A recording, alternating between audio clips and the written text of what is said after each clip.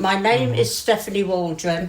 In the late 60s, I lived in Harrow-on-the-Hill. I was very lucky to go to a local pub and see Reg Dwight play the piano. He was absolutely fantastic.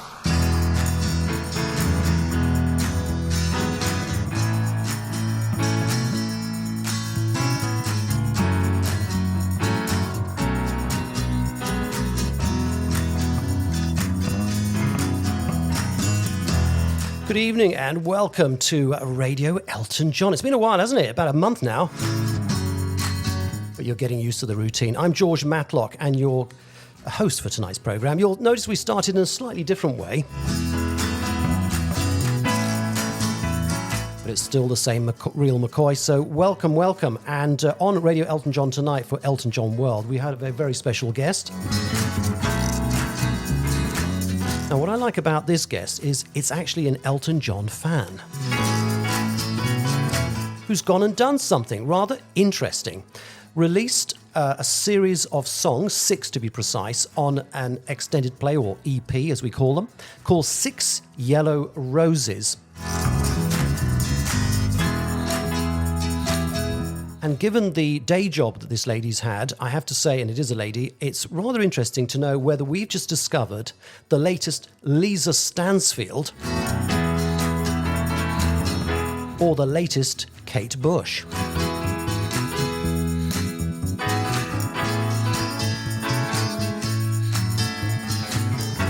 So to tell us all about her new project called 6 Yellow Roses, I'm really delighted to introduce you to...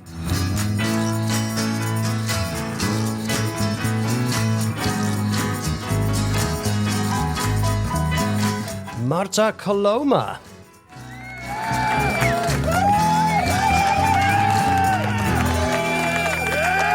All right, everyone, right, pack it in, all right? Listen, this is so unruly of you. Okay, we have a lady on the programme, and we are so delighted. MARTA, how are you? Hello, George. Thank you so much for inviting me. It's such a pleasure. I'm good. How are you? Yeah, I'm very good as well. Yeah, it's great to have you on the show. And it goes out at the end of November, as you know, so it's really, really good to have you on the programme. Now, you've just released a really interesting album, or EP, I should say. Just in the middle of October this year, you've released something called 6 Yellow Roses. And I know that you've paid tribute here to Sir Elton John's songs. But you've also paid tribute to the lyrics of one Bernie Taupin and, wait for it, Judy Tsook, which is rather delightful as well. So tell us, first of all, about just in the concept of this album. But before you go into this, I think we should actually start by letting the fans decide whether all the claims I've just made about you, Lisa Stansfield, Kate Bush, and all the rest of it, whether it actually stands up to the brush. So... Okay, you're very kind. Yeah. So why don't we crack on and play this song. Now, this is a song, I have to say, most of the songs I know are from the 70s, except for this one.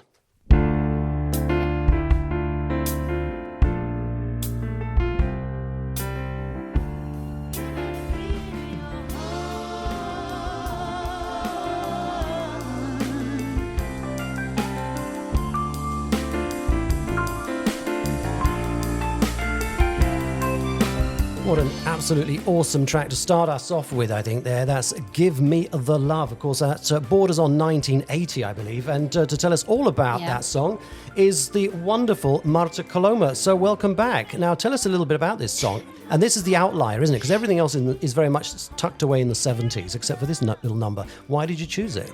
Yeah. That's right. Well, I think for starters, one of my favorite songs in Elton's 80s catalog was this one, which is actually written by Judy Tsook, as you mentioned. Yep. It's not written by Bernie, although Bernie made his comeback in 21 at 33, which is the album in which the song is included. So I don't know. I am very much a soul lady. I love my soul music, and I loved that Elton was doing this. I love the backing vocals. I love the vibe of this song. So I just wanted to do something different. One of my main ideas with this EP was showing people how Elton is able to interpret so many different genres and how his back catalog is so rich in different references. So this was one of the reasons why I chose this one, because it was very soul to me, and I wanted to just show that side of Elton's music. It's a fabulous song, and indeed, he's got more than 500 songs in the catalogue, so you've certainly got no shortage to make an EP, I tell you. Yeah. Absolutely amazing. I agree. It's a very soulful song, and indeed, it's one of the reasons why I introduced you as a bit of a sort of Lisa Stansfield, who's, had a very soulful interpretation, but she was, of course, a journalist like you, because your day job is a journalist, I know.